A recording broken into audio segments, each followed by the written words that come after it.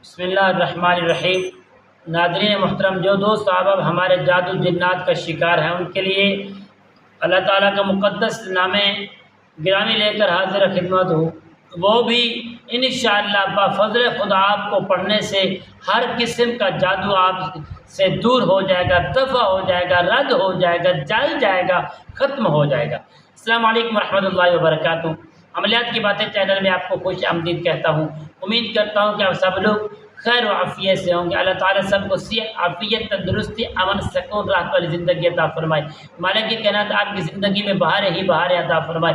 नाज़रीन मोहतरम, जो जादू, जिन्नात, हसद, ये 3-4 चीज़ें, जादू, जिन्नात, हसद, नज़र-ए-बद, नज़र-ए-गुफ्तार, ये 5 चीज़ों के अंदर वो मुब्तला है। तो प्यारे दोस्तों, ये जो मैं आपको अमल देने वाला हूँ, इस अमल को आप घर बैठे करें, इंशाअल्लाह खुद ही करें और ख़ुद ही कामयाबी हासिल करें। आपने करना क्या है, जो भी दोस्त अहबाब, बड़ा छोटा, बच्चे, बुज़ुर्ग, नौजवान इस 5 चीज़ों के शिकार हैं, वो आप सिर्फ़ और सिर्फ सुबह और शाम ये 2 मरतबा ये अमल कर लें।